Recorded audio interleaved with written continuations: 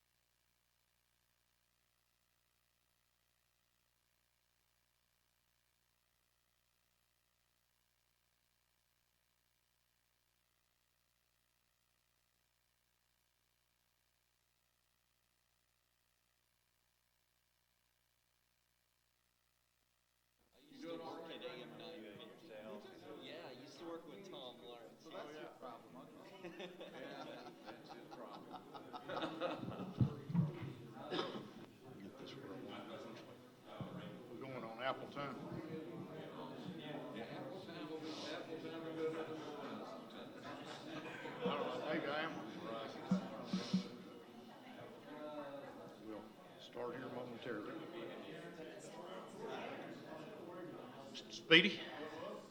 How are you? I think I remember you and Agnes. While working For work, that's right. Hey. Good to see you. Thanks for being here. Please forgive me for escaping over here. So if I leave, it's nothing to do with you. I'm used to people walking out while I talk. I'm going to walk out by the best.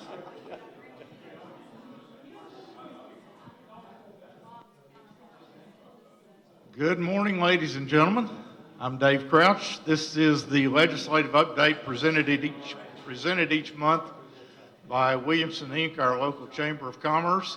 We're delighted to have a bright-eyed crowd here at Columbia State this morning with us, and glad to have our audience from WCTV Channel 3 and from WAKM. We look forward to having a good conversation here that I think everybody will enjoy. Our guests this morning are from the city of Brentwood, Mayor Ray Little, and the city manager, Kirk Bednar. Gentlemen, we're glad to have you with us this morning, and look forward to finding out all the inside about what's going on in Brentwood. The Mayor Little, you were elected, I think, in May as mayor. Actually, in June. June, okay, so the election was in, that's correct. The original election was in May, and we'll talk about that in a minute. But tell us a little bit about you. You've been around Brentwood for a while, haven't you? Yes, my family came to Williamson County in the 1790s, actually, a section of them in Franklin and the other in Brentwood. So didn't always live in Brentwood as a child, but always lived very close. But of course, families had businesses in Brentwood for years, and other family members' businesses in Franklin. So went to public schools here in Williamson County, and pretty much have lived my life here in Brentwood Right. and Franklin, both. So Now, your business is right in the middle of Brentwood, as I recall it. somewhat, it's on Church Street. We're actually on the edge.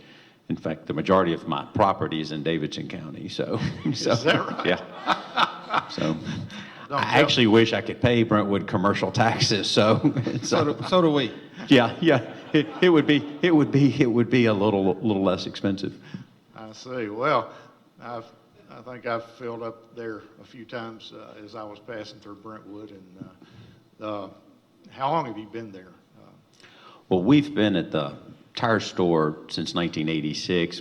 Been in Brentwood operating a business. My grandfather started that in '68, but actually working with automotive and stuff since 1929. So, but well aware of what's been going on in Brentwood for the last 50 years or so. Yep, just having a great celebration this year in Brentwood. Had Yeah. 3 great events: the Golden Gallop, Brent Fest, which we're going to repeat again next summer. It was such a popular event. And then we had our wonderful rendezvous at Ravenswood about 10 days ago, or actually I guess only about 8 days ago. That was a wonderful event. That was a real fun birthday party, so, for the city of Brentwood. So it was a birthday party. It was a birthday party. Cool. So- Great. Kirk, you've been city manager now since 2013, I think? Yeah, that's correct. About 6.5 years. And you're not originally from Brentwood. No, my family came to Brentwood about 200 years after Ray's in the mid-1990s. Moved here in the mid-90s, worked for the University of Tennessee for about 5 years, and then came to Brentwood in 2000 as the assistant city manager under Mike Walker, and then was promoted up in January of 2013. Okay, so the city, Mr. Mayor, has, like you said, just celebrated a 50-year anniversary. Incorporated in 1969. That was a really good year because I graduated from high school. So just to put everything in perspective, folks. And but the reason it was incorporated, I think, was because the original group wanted something different than what they were seeing in other cities. Is that safe to say? I think the main reason it was incorporated those who got together to create the incorporation probably for two things. One, I think they were starting to see growth as Nashville was becoming larger and people were moving more out of the city. Because when I was a kid, if people went to Brentwood, they were going to the country. I mean, they would literally say, we're going to the country after church. And so I think those who were there on the front end of the incorporation were striving to have some control on how Brentwood was developed and what was developed and how the commercial areas were done as they were starting to see growth. Right. Because in 1962, which is the year I was born, there was 3,000 people in Brentwood. And in 1969, there were still 3,000 people in Brentwood. But by 1971, 72, the population was starting to really increase. When did Maryland Farms first start developing? The first building in Maryland Farms, if I remember correct, because we used to walk through the Ward property from my cousin's house on Highly. We would walk up into Brentwood, and as boys would do, you know, mess around, play, throw water balloons, whatever. And so I remember when it was a thoroughbred farm, but I think it was 1979 when you had Maryland Farms 1, Maryland Farms 2, and Maryland Farms 3, and then not long after that you had the Racket Club, but that was it. It was just, you know, of course that was pretty neat and big for Brentwood at that time, but, but that was all. It wasn't the larger office park it is now. So that was part of the realization that Brentwood was getting ready to grow. Yes. And now, the one thing that seems to have always endured in my experience and my knowledge of Brentwood is the 1 acre lot commitment. And that seems to be alive and well. I think you deviated from it once, maybe. But that's kind of the difference between Brentwood and a lot of the other surrounding areas. The 1 acre density is very good. Brentwood's about 90% residential. And some of this was just how things were and where interstate exits were. If you think about it, Concord Road didn't have an exit, I guess, till the early 90s. And I know that's hard to believe now. But your commercial area was right there off Old Hickory Boulevard and right down Franklin Road, which that had been that way, I think, since the 1800s, that little section, the northern commercial area of Brentwood. But in the south, you had Morris Lane, and there were really just a few service stations, and I think there maybe was one little restaurant. But it kind of put the southern area and the northern area as commercial. And the rest of Brentwood is residential, service institutional. And that's a wonderful combination. And it probably was great that it was incorporated in '69 so it could control that. One thing we always have to remember is about 55-60% of our revenue comes from about 5% of our land, and that's our commercial areas. So those need to remain strong, but we want to keep them where they are. Because when you're in the middle of Brentwood, it's all residential or green space. And I think the residents like that, just, if nothing else, for the aesthetic beauty, but it also has more of a calming effect when you drive home at night, even though you're in traffic. I will say it is a wonderful gift. Right. But the 1 acre density is important.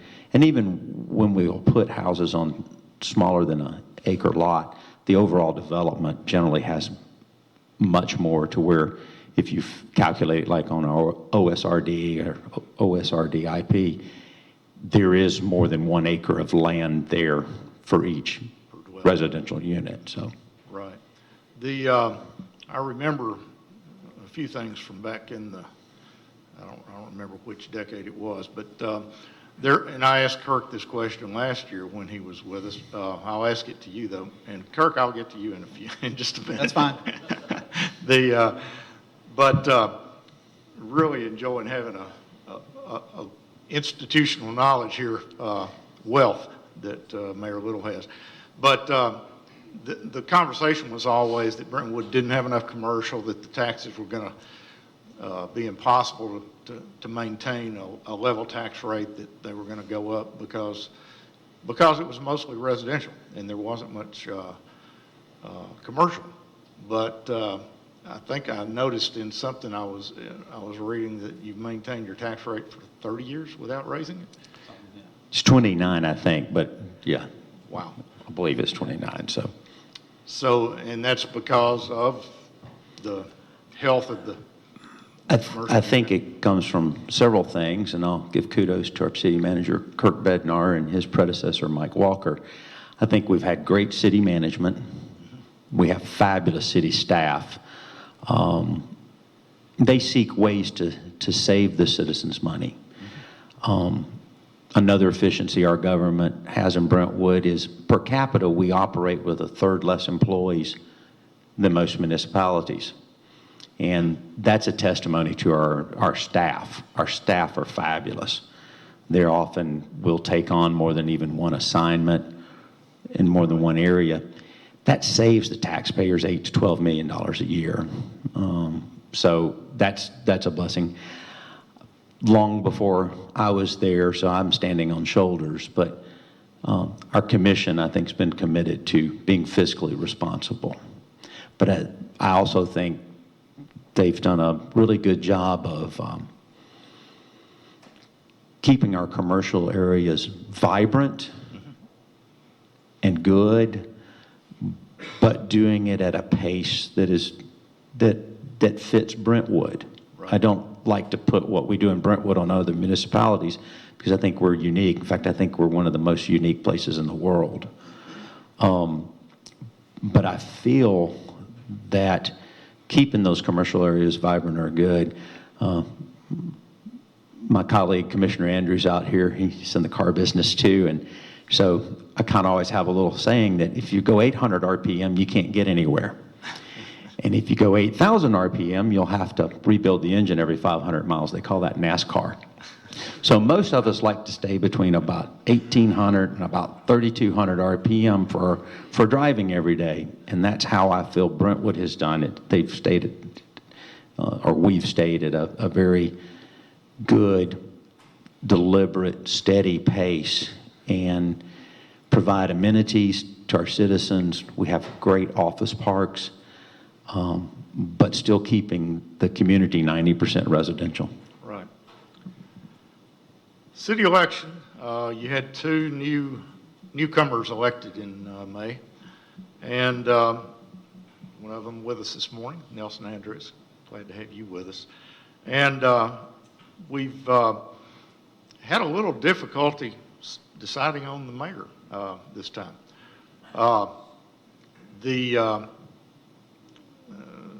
The May elections resulted in a deadlock, I think. How many times did you vote? 7, I think I saw somewhere. And correct me if I'm wrong, but it seems that, and I'm stepping out here a little bit, Kirk, I'm sure will want to step into politics here, but it appears from a distance that there are two coalitions, more or less, that have somewhat formed, maybe not too far apart, but one that elected you mayor that appears to me to just basically want to continue down the path that Brentwood's gone for many years, and then maybe another group that wants to change something. What do they want to change?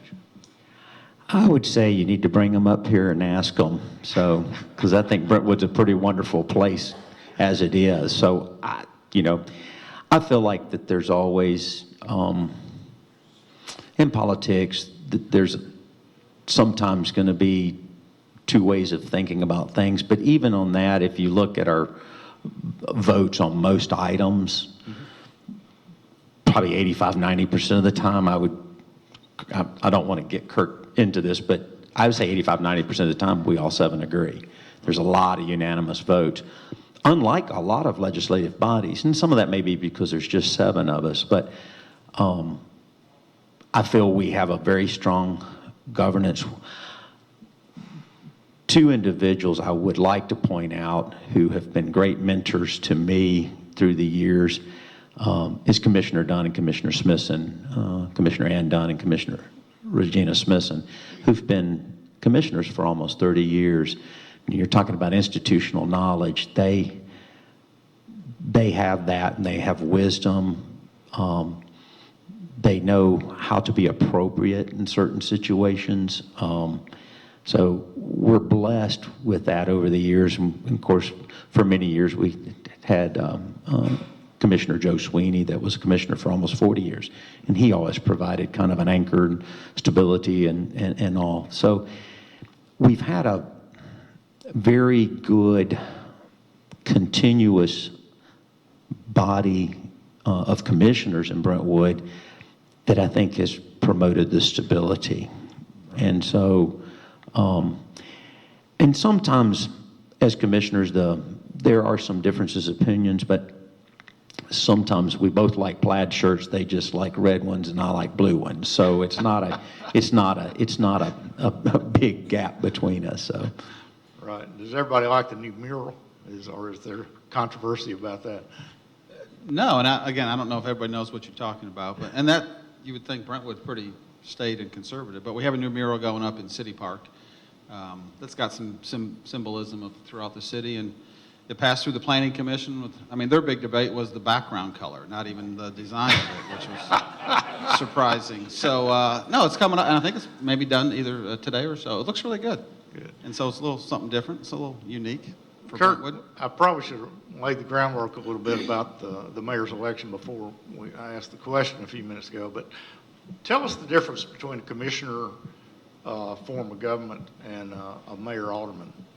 Yeah, and that is something unique to Brentwood in that our charter is a general law charter passed by the state legislature called City Manager Commission Charter. So if you look at Brentwood and you look at Franklin, the difference there is Mayor Moore is popularly elected. He runs for the seat of mayor and is elected as mayor there. In Brentwood, our commissioners just run at large for commissioners, and then following every election, every other May, the first meeting, or it's supposed to be the first meeting, it wasn't this time, the 7 of them select one of themselves to be mayor for the next 2 years. So our mayor is not popularly elected by the people of Brentwood. He or she is selected from within the commission for a 2-year period. Now, in some of the coverage I read about the 50-year celebration, the original intent of the founders was to not have a strong mayor that kind of came in and ran things, but to have more of a consensus type government. Is that true of the commissioner, city manager type? Yeah, generally, again, the theory there is you've got an elected body of policymakers that set the goals, set the direction of the city, but they're all kind of equal. Mm-hmm. There's not one that has a power base stronger than the others. And then you have the administrative side, which is the city manager and the city staff, and they run the day-to-day stuff based upon the direction set for them by the elected officials. And so that's the pure form of city management form of government is that commission manager form of government. Right. We've continued that tradition too amongst the commissioners. It's not by law that we don't have a mayor do 2 consecutive terms, but by tradition, the mayor has always rotated. And I think that's been very beneficial to the city and to the commission body as well. So. Right. The Commissioner Smithson or Mayor Smithson kind of wanted to change that, but you stayed with the traditional rotation. So. Well, not actually, because Mayor Bergen was in between, but we've often had a mayor that's, how many times was Joe Sweeney mayor? Yeah, there have been people that have been mayor more than once, but it's usually not been consecutive. But not consecutive. My apologies to Regina Smithson. kind of go back to the Frank Clements Buford Ellington thing where every 2 years it would switch. So right. Tom Lawrence would know about that. Correct. Back to the 50th anniversary celebration a little bit. Tell us more about that and what the objective was and how'd it go? Well, I think it was fabulous. We had 3 unique first-time events. We had a great 50th anniversary steering committee which again, Commissioner Andrews, after he was elected, served on. We had a parade, and even though it was a little rainy that morning, it was well attended and a lot of fun. That was in April. Then we had Brent Fest in the middle of summer, and had several musical acts there, excellent musical acts. And I believe one, Connor Smith, that opened, I just heard he had signed with Valerie Music or Big Machine Music. I think he's 18, 19 years old, went to Brentwood Academy. So we may be saying, oh, well, I remember seeing him at Brent Fest about 5 years ago. But he's selling out Wembley now. So, and then, of course, our rendezvous at Ravenswood, which is one of our jewels, that mansion. It's probably the thing that I'm most happy with as a commissioner, is that we were able to obtain Smith Park when we did, because it's very unique. In this day and time, getting 400 acres that's pristine land, and I will share with you, when you cross that ridge and you walk down those trails, it smells like Brentwood did when I was a kid and when we would go hunting in the mornings. It's wonderful. And when you're back there, you don't even realize that there's an urban area close to you. And then on top of that, the jewel of a antebellum mansion with a rich history. So, When was that acquired by Brentwood, that land? When? Question is, when was it acquired? Yeah. The deal was struck in late 2010. If you would hold your questions, we'll let you ask some in a minute, but we want you to be on a mic so everybody can hear. The question again was, when was the Smith Park acquired? And Kirk, I was trying to decide what to do here. Now, the original 320 acres, the deal was struck in 2010, and then we had an option within 3 years to buy an additional 80 acres, which we exercised that in late 2013. So far, what has been developed on the Smith Park property, and what is planned? well, being Brentwood, nothing has been developed on the Smith Bad Park. word. Bad choice of words, sorry. We, of course, have numerous walking trails. Now have some, like, certain fields for practice fields, not lit fields, but for like rugby and lacrosse and soccer. Brentwood's always strived to have great cooperation with the county school system, and so often they're allowed to use our park fields for their practices, because there's so many different sports and activities that the schools do in this day and time.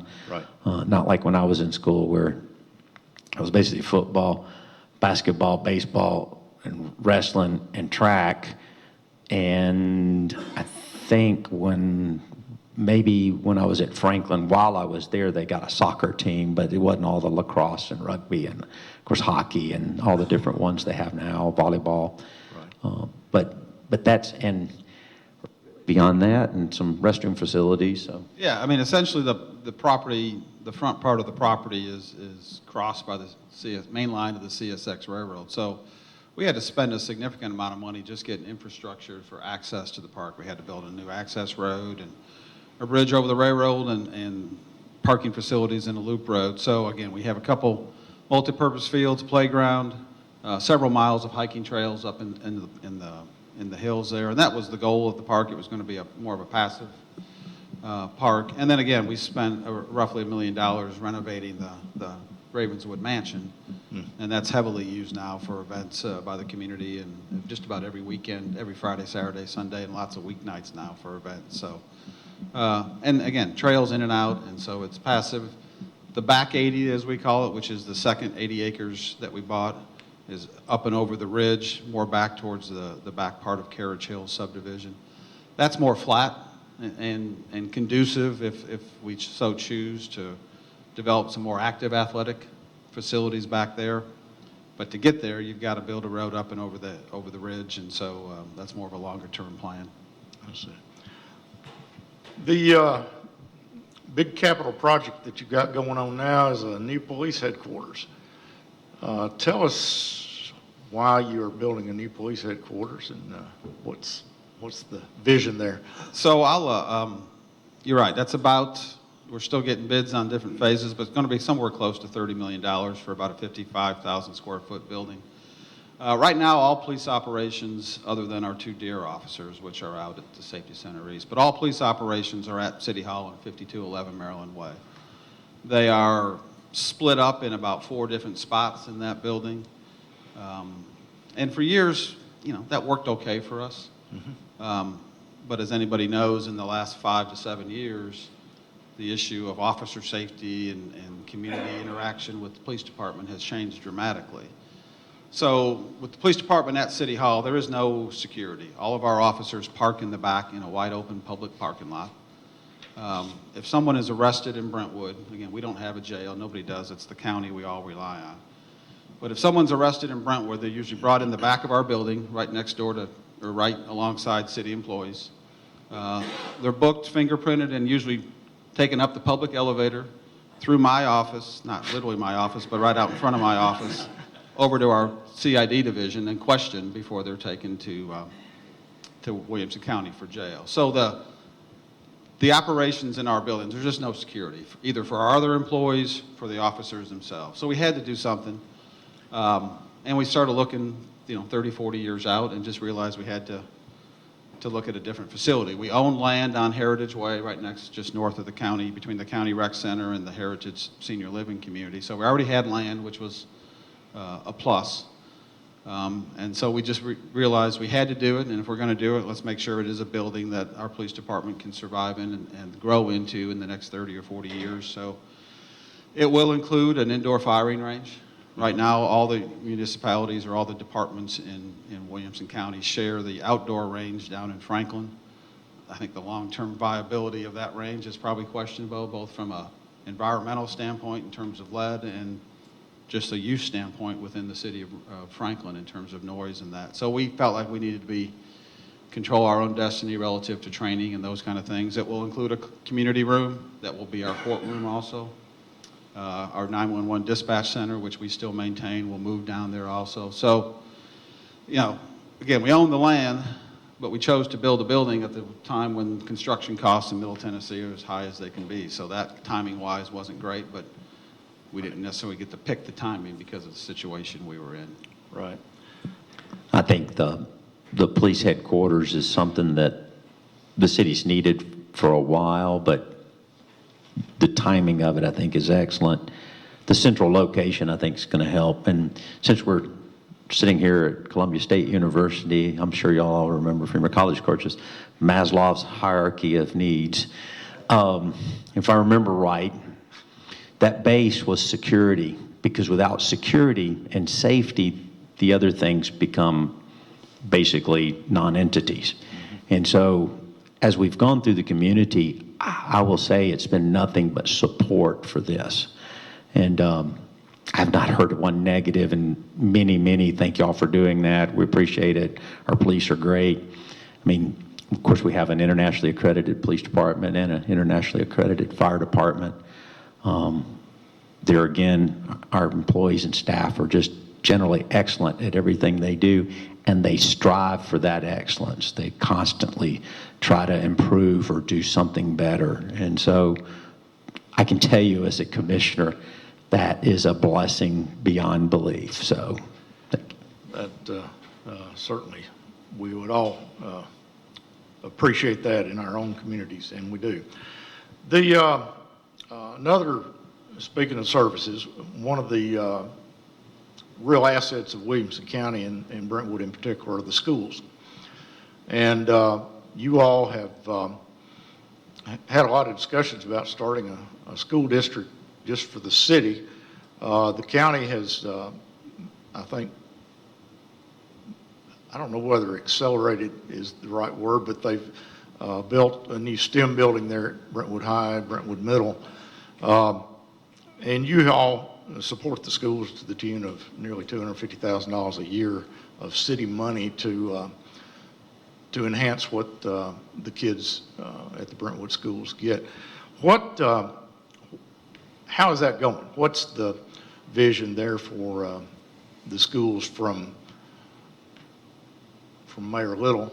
And how do you You get the next high curveball, I'm sorry. Do you think the effort to establish a city school district has legs? No, because as the commission generally does, they thoroughly investigate something, listen to all input from the citizens, and I'm thinking it was a year and a half ago that was voted on, and typically, once the vote's taken, I will say this as a kudo for my fellow commissioners, once the vote's taken and it's decided, generally you go forward. And so, and I also feel that the Williamson County school system is great. I was educated in Williamson County schools. It was a very excellent school system at that time. I know in my preparation for college that my freshman year, I was well prepared for my college courses, and I think that's the ultimate goal of most public schools for the students who are going to college course. The science, technology, engineering, and math building there between the high school and Brentwood Middle School is an excellent addition, something very needed, helped ease some overcrowding. And the county now has on the slate, I think, a total remodel of Brentwood High School by 2023, and somewhere between 2023 and 2026, probably a complete tear down of Brentwood Middle and a total rebuild, which I went to Brentwood Middle, but it was called Northside, in Northside Junior High. And I can tell you, we have our Rotary Pancake Day there every year, and the bathrooms by the band room still look the same they did when I was in 7th grade. So it probably is time, because I'm starting to get old, so I imagine that makes the school building become old. But yeah, I think we have great cooperation. I think, I know for the school system, a lot of times around rezonings, especially if it's a large rezoning, it makes people question. I think the city of Brentwood did the wise thing. They investigated it, but then I think the commission voted, and we've moved forward since then. Okay, so it's that issue is pretty much a settled issue, it sounds like then. To the best of my knowledge, so yes. Yeah. Kirk, have you got anything to add there? No, I just say that, obviously, an issue like that could always come back up. I mean, it was talked about, as I understand it, 30 years ago in Brentwood, and obviously came back up again. So it still could, but I think if you look at the facts of what we're talking about in terms of a city school district, I mean, I don't think everybody fully understood that you don't pay less in taxes, you're only going to pay more. And I think there are some cities that have done that in this state, but they had different situations and different quality of schools they were trying to achieve, and to say that you were going to break away from one of the highest achieving school districts in the state and pay more in taxes, I'm not quite sure that would have resonated if it ever got to the point of going to a referendum, which obviously it never got anywhere close to that. Right. Did you ever see any numbers about how much that would cost? That was part of the problem, I think. We never actually did a quote-unquote feasibility study, but as we talked to the consultants, you might say, and trying to decide, what to do and who to hire, that was a number I don't remember. I don't think they could ever get their hands around it, and they couldn't guarantee getting their hands around it. Even if we did the study, they could tell us the first year, and in Brentwood, we constantly are looking out, well, as with the police station, 30 or 40 years, but it's an ongoing process, our capital improvement plans and our budget. We're always looking out 5 to 7 years, and it's, you might say we have budget season between January and June, but literally it's year-round. I don't think you can be fiscally responsible if you're not just constantly looking at it. So we couldn't get any numbers out. But by state law, there would have been a minimum 15-cent tax increase on our city tax rate, which is only 36 cents. So you're talking about a minimum 40% increase in the property tax as required by state law, just for local contribution. Okay. Let's talk about traffic a little bit. What traffic? Everybody's favorite subject in Williamson County right now, or Middle Tennessee probably. And I think your Brentwood 2020 visioning project, or the last one was 2030? Ended up, yeah, we changed it to 2030. Okay, so, but the feedback there was that y'all needed to address the traffic issues as much as possible. Franklin Road is a mess right now. Kirk, tell us, offline a while ago, you were telling me a little bit about the challenges with the utility situation there on Franklin Road and what it's causing as far as timing on the. Yeah, so the Franklin Road project from Concord Road south of Moore's Lane, a little bit into the city of Franklin, is a state project. We were involved on the front end with design and funding right-of-way acquisition, but the state is building it. Started, I think they broke ground in fall of 17. At that point, it was going to be a late 2020, mid 2021 type of a completion. Now we're at spring of 2022. And you know, we all understand it's frustrating in any city, and we got some folks here from the city of Franklin who have big projects going and have had one in the past. They don't always go according to plan and schedule. And utilities, and that's what a lot of people don't quite understand, is anything that's underground today or above ground today all has to be moved before you can even start building the actual road. And in the case of Franklin Road, you've got the obvious utilities of water, sewer, gas, electric, telephone, but you've also got multiple large fiber companies running north and south along Franklin Road. So in hindsight, I think everybody wishes there may have been a little better coordination on the utilities prior to construction starting. But what has happened is once they all got in a room together at the start of construction, they all realized that they were all eyeballing each other's same space of where they were going to move their stuff to. So as I was explaining today before, once you get in that situation, then it's a domino effect of you got to pick, okay, you go first, and then you figure out where that first one's going, and that determines where the next 8 are going, and then 2 decides, and that determines where the next 7 go. So it's not one of those where you can just pick it all at once and everybody does it. There's a time sequence. And AT&T is a big factor in here, and they're putting some of their stuff underground, and it just takes time. So despite what you see out there, if you drive that corridor, other than some storm drain pipe, there's been very little true road work being done out there. It's still utility relocation, and the plan is in place, and everybody kind of knows where they're going now, and that's all happening, but it's probably at least put the project a minimum of a year behind.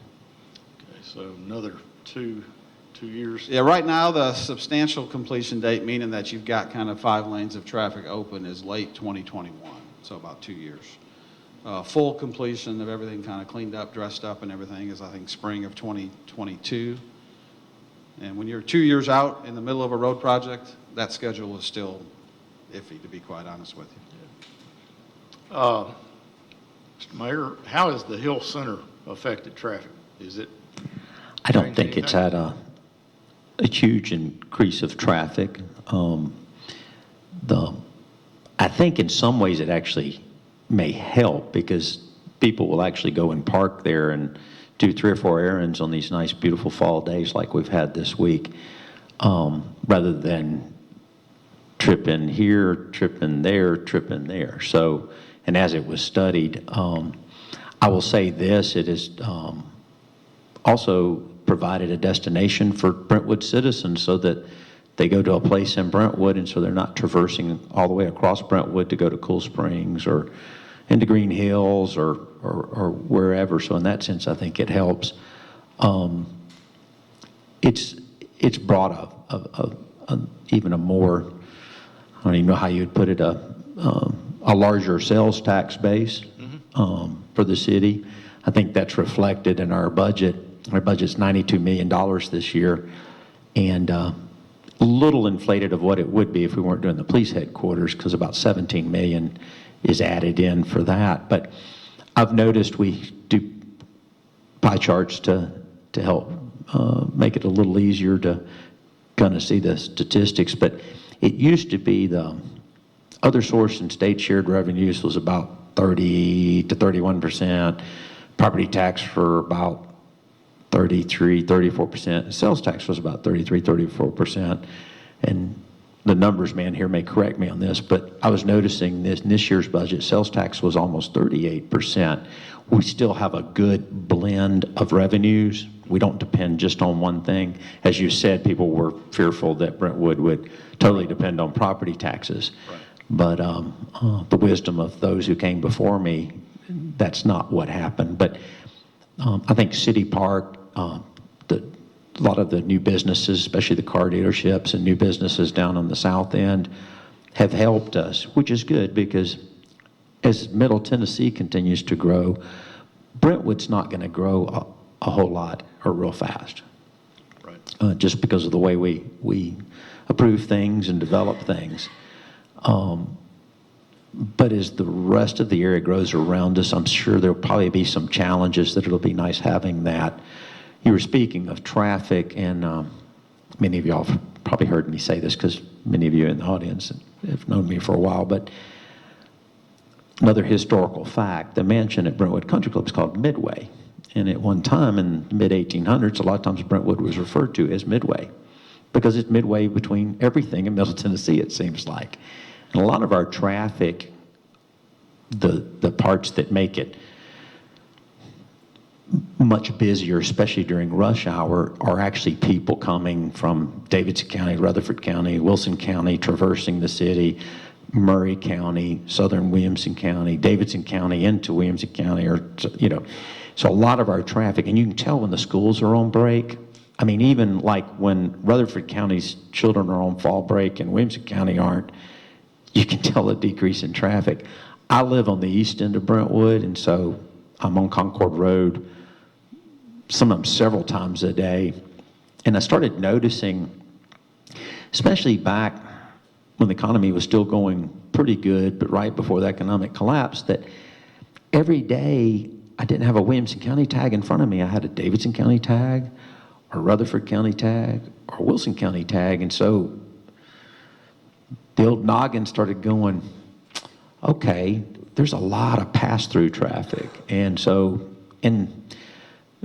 traffic's always an issue. And one other thing that some traffic things we control, and when we do projects, especially at intersections or entrances to interstates, or those types of things that help increase flow so that you don't get bottlenecks. Right. But most of our major thoroughfares, if you think about it, got Franklin Road, which is a U.S. highway and a state highway. So powers above us control it. Concord Road's a state route, and Wilson Pike's a state route. And those are, I would say, three of our major arteries. So we have no control. And then Old Hickory Boulevard is actually in Davidson County, but we have, partly due to our fiber optics network too and hooked in, we've now have some input on the signalization along Old Hickory Boulevard, which we didn't for years, and that's something in the last 2 or 3 years, and I think that's a great cooperation with Metro Davidson County and being able to do that. So. Right. Kirk, I've heard you talk a time or two about, of course, a lot of your traffic is trying to get to the I-65 interchange there on Old Hickory. And TDOT's got some fairly, I think, grandiose plans on how to deal with that intersection. What's the status of those? What's the vision there? Yeah, as the mayor alluded to, probably now 3 years ago, we did a pretty comprehensive study in conjunction with Metro, looking at signal timing and operations, but also looking at longer term physical arrangement of that area. Because as you say, you've got Franklin Road, Old Hickory, and then right there is Old Hickory and I-65. There's some physical constraints. If you ever look at that interchange on a map, it's not a 90-degree interchange. It's skewed largely because of one big rock in the southeast corner of that intersection. So ideally, we came up with a design that's a divergent diamond kind of thing that and I know was the design down in Spring Hill that we think it's the left-turning traffic when you got to allow that left-turning traffic. Like our McEwen here. Yeah, that really kind of makes it difficult to run the signals efficiently. So that divergent diamond gets rid of that. The challenge is that big rock because you got that exit coming off of there. So TDOT agrees that operationally that probably works, but physically they're not quite sure we can truly build it there. We proposed a few slip ramps, kind of on ramps, not a full interchange in a couple locations. Apparently the U.S. Federal highway folks don't like those, so we're constrained. We don't have a firm plan for that. They've done some work on the northbound exit to go east on Old Hickory to extend some lanes and try to more of a safety thing. But long term, there's still not a definitive design plan for what that's going to look like. Elon Musk has got a tunneling machine out in L.A. that he might loan you if you want to go through that rock. Give you another little institutional fact. Probably late 70s, early 80s, they had looked at actually bringing an exit. It would have been an exit only west off 65. If you headed north down Franklin Road, you went past the Anglican church and you head up that hill. It was supposed to, the overpass was going to come kind of, and if you look at that cliff, it would have probably held it. And the westbound traffic for Old Hickory would have exited there onto Franklin Road, but I don't know. I think about a mile north of the intersection. Then. Yeah, a lot of times economy goes a little south or different needs or whatever, and it kind of went by the wayside, but I think that would have helped back then. In the plans, we had, one of the ideas was to have a southbound exit to Franklin Road there north of Old Hickory, an extra ramp there, and again, we were looking at one to go within our town center area. There's some area you can easily get on to go I-65 south and not have to go all the way up to Old Hickory Boulevard. But again, those little slip type things, other states have them, but TDOT's just not in favor of those here. One more subject I want to touch on briefly, and then we're going to get out here in the audience a little bit and pick on a few people. But the Cal Turner property, that kind of is a settled issue in Mr. Turner's mind, it sounds like, for the time being. Well, yeah, I will say that if you drive up Franklin Road, you do see development on the east side of Franklin Road there on a piece of property that some people may think is the Turner property, but it is not. That was my question. It's the Oman property that's being developed as a subdivision, 23 lots, 24 lots, something like that. So it's not, it was never part of the Turner property, or I mean, it may have been years ago, but it wasn't Turner-owned land that was sold for that subdivision. It was owned separately and be developed as a gated, kind of high-end subdivision. I think the plat's been signed, several lots have been sold. 1 acre lots, I think the lots, 1 acre lot land is $700,000. For the lot. For the lot.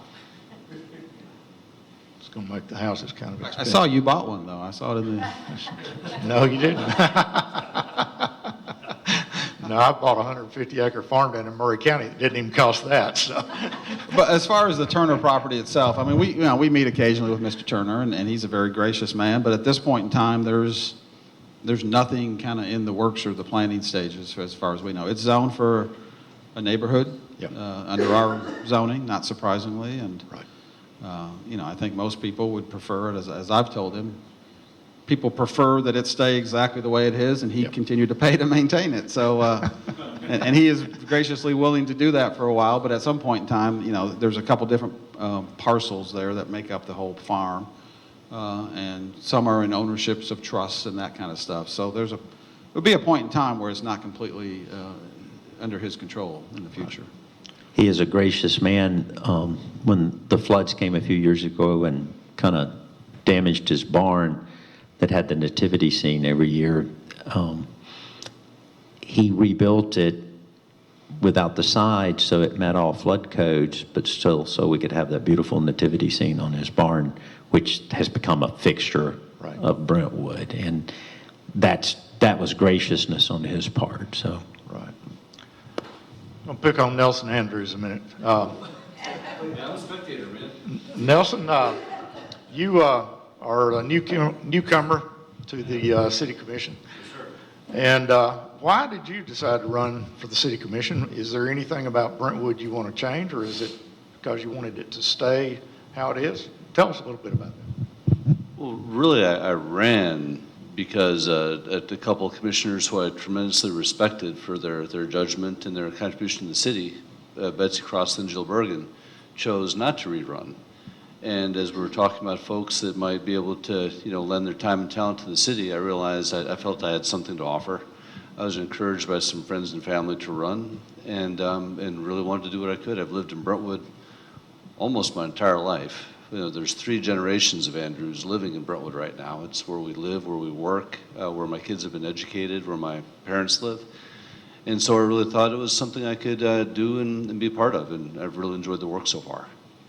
Anything you want to accomplish as a commissioner? Well, as a commissioner, I'd like to see Brentwood continue to be the best place to live, work, and raise a family. More of the same, just like it always has been. Well, it must become better, I think. Yeah. Any questions from our audience this morning? Yes, sir. Just a moment. Identify yourself, sir, please. I'm Barry Evans, a 25-year resident of Brentwood. When is the new police station scheduled to be finished and occupied, and what will happen with the room that will create in City Hall at that point? So the project is underway. The grading, rough grading, and is primarily done. The schedule would have it being done the first quarter of 2021, which is ironically the 50th anniversary of the formation of the police department, which was created in 1971. So we didn't plan that way either, but it'll be a nice way to put that together. As far as the space in City Hall, I don't know if any of you have ever been to our City Hall or walked through the hallways of it. That building was built in the late mid-'80s, I think, by a developer, and part of it was occupied by the city, kind of the eastern end of it where the fire station is, and then the rest of it was lease space. I think that developer eventually went bankrupt. We acquired it all. It's really chopped up. There's no central corridors. There's no great thing. So we'll do some renovation in there over time. We'll expand a little bit. We'll end up with some extra space that's really not too functional in terms of city use, because the eastern half of the building is only accessible through the elevator. That's another kind of quirk here. So it's kind of hard to put a public service department where you got to send people through an elevator to get to them. So fire will take over some of what police has. Planning and codes, if anybody's ever been to our planning and codes department, they're on top of each other. So where police administration offices are now is next to planning and codes. They'll expand into there and give them some more space. But today, if I hired a new employee today that needed a desk in City Hall, we have no place to put them. So it'll allow us some growth space. Not that I see a lot of growth of administrative offices in City Hall, but it'll just allow us to be a little more efficient and utilize the space we have for the existing departments. We have another question. Comment. My name is Bob Wilkins. I'm with the United States Census Bureau. I just wanted to thank the city of Brentwood for communicating the Census Bureau message. You all have been very helpful. In fact, one of the most helpful organizations in the county. Thank you. You're helping us be successful, helping yourself get federal dollars back. So thank you, and we appreciate continued support. Tell us how the volunteer effort's going for Williamson County. We are continuing to look for applicants in Williamson County. We'll be hiring about 2,000 people in Middle Tennessee to support the 2020 census. And overall, we're doing pretty well. We're still not where we need to be. We are, again, actively working with anyone, any groups, individuals that will help communicate our message. But we're opening an office in Cool Springs where we'll be handling much of the administrative responsibilities. But we'll be having people out in the field in the coming weeks, continuing through 2020. So we need additional help. We need additional help to get that message out, and we're welcoming any support we can get. Thank you again, Jim. Dave, let me add on to that. I can't overemphasize the importance of the 2020 census to the city of Brentwood and to the Williamson County as a whole in the state of Tennessee to get an accurate and full count, because a lot of our money that we get from the state is all per capita based. So we just did a special census that we're able to do, finished it in 2018, that got us up to 43,800 and something. There's a real potential that in the 2020 census, if we don't get a full count in Brentwood, that number could go down. So it's incredibly important to us, and again, and everybody in this county, that we get a full count and census. And we know this day and age, a lot of people are reluctant to share information with the government, but it's incredibly important for us as a community and as a county to get a full count in that 2020 census. Time for one more question, sir. Yeah, good morning. Mike Claudio, been in Brentwood about 8 years. So as the mayor pointed out, a lot of pass-through traffic. And as we've seen the growth of the county kind of move south and east, are there plans to improve the north-south roadways on that side of the county so that all of the traffic isn't moving to the west side of the county? And I know we've got Franklin Road, but Nolensville Pike, those other north-south avenues, are there any things in the works to move traffic? Because people coming to Nashville can't live in Nashville, they're moving to Nolensville, and they're just having to have roads to come through. Is there anything in the works there? So there is a plan, and again, Nolensville Road is obviously not in Brentwood, but there is a TDOT plan to widen Nolensville Road all the way, I think, from Old Hickory through Nolensville. I know there's some debate within Nolensville itself exactly the route of that because they want to preserve their historic little corridor there. There's talk of a bypass around that, but eventually, yeah, there is widening plans for Nolensville Road. But between Nolensville Road and I-65, there really is not another north-south type corridor. There's still talk of the McEwen Drive extension, that Franklin's working on to come out to Wilson Pike.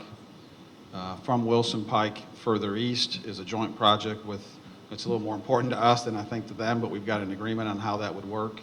And that will come, within the next 5 years, that'll start. And there's discussions regionally between folks in Williamson County and Rutherford County of how that eventually uses some existing roads that are improved to carry you all the way over to Smyrna and I-24. But north-south roads, and that's our issue, and Dave cut me off if we're short, in Brentwood is we're bisected by an interstate highway that only has 3 ways across it. Church Street underneath, Concord Road across it, and Moore's Lane across it. So for us to facilitate east-west connectivity, you've got 3 routes, and all are state routes. Church Street, kind of an indirect state route because the state maintains that section of Church Street.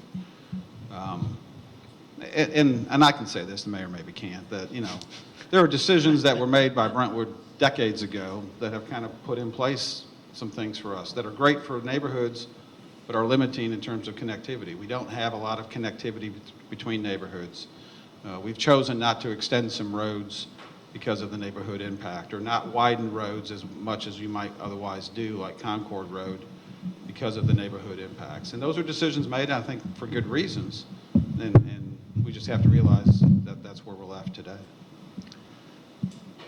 I thought one of the audience would ask this question. Since you are about connectivity and transportation, that sort of thing, you banned scooters from the city. What? Why did you ban scooters? I would just say, just take a walk downtown on any Saturday night, and longtime Predators fan, and it used to be really easy to walk to the arena without doing a kind of like a steeplechase cross-country sporting event, jumping, dodging, moving. I think they're fine for large urban areas that want them. The issue I find with them is the people who use them aren't wearing helmets. They're not on the roads. They're on the sidewalks. But I think the biggest problem is they're left everywhere. I think it's a housekeeping thing. And so Brentwood's really not even suited for scooter. If you think about our northern commercial area, it would be kind of catch, catch, catch. Now, for individuals who own their own scooters, there's no problem. So That was supposed to be a quick question. Sorry, Mayor, but we are out of time, and I really appreciate you all taking the time to be with us. It's always enlightening to get our neighbors in here and find out more about what's going on in their particular community. And I live in Franklin, but I still am interested in what's going on up north of us, and we appreciate you coming down here and sharing that with us. Really appreciate our sponsors that help make this happen. Lynn Maddox, Christine Bradley from Vanderbilt, that are always so supportive. AT&T and Tom Lawrence and Creed Henderson from WCTV and WAKM. Really appreciate y'all helping make this happen. Our chamber staff is also involved in it. And community coffee, make sure we have caffeine here every month. So just appreciate you all being here. Hope you'll come back. We have an interesting program, I think, in the works for next month, and look forward to having you back with us. Thank you very much.